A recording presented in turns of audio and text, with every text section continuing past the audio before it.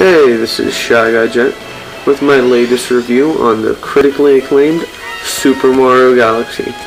It's gotten 9 and 10s all across the board, and it's won many 2007 Game of the Year awards. And now I'm here to tell you why it has. Now, will Super Mario Galaxy go where no man has ever gone before? Or will it stay on familiar lands? Let's find out.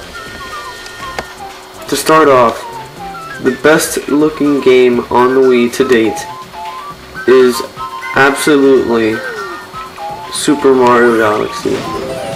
It looks beautiful.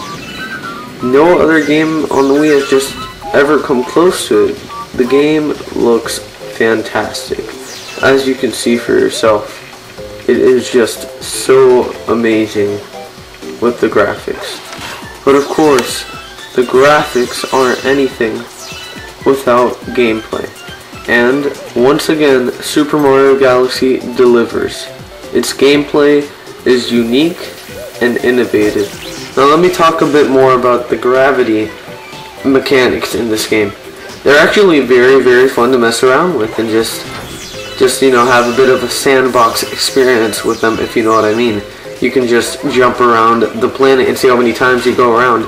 And there are also levels where there will be arrows on the wall and whatnot, and if you jump up, then the gravity will turn upwards on you. And it's actually done very well, and it's a very, very fun part of the game. And then along with the gravity mechanics of this game, there are also different suits that Mario can wear. Now, let's start off with the classic Fire Flower. That is used very well, and it's used to solve some puzzles. You shake the Wii remote, and voila, fireball comes out of Mario's hand, and it's very, very good.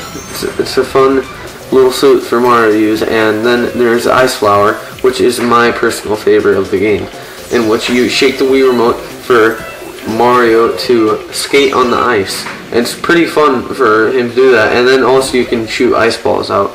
And that was also my favorite my favorite suit in New Super Mario Bros. Wii, but more on that on a different day. Now then, there's also the spring suit that I mentioned. That is pretty well used. I mean, you're spring obviously, and then you can jump higher with it. And I mean, it's used pretty well. Now, the Bee suit lets Mario fly for an allotted amount of time. There's kind of a limit on it, and it's actually one of the suits that I kind of did not like in the game. I don't know, that's just me. A lot of people did like the Bee suit, but, you know, I guess it just wasn't my style. I thought it was kind of pointless, and it's just meaningless to me.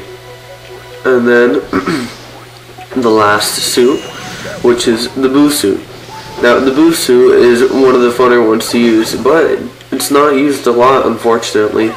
So this is the suit where Mario gets turned into a Boo, and he actually looks kind of funny as a Boo, and he can fly around, and you shake the Wii remote to disappear, and I believe you continually press A to rise and then let it go to go down. And there's some levels where you have to use it for puzzles, and there's other levels where you have to race against another Boo, and those are some of the funner levels. And you know, I just wish that would have been used more than the Bee suit. And I see the Bee suits returning in Galaxy 2, and I hope it's used better.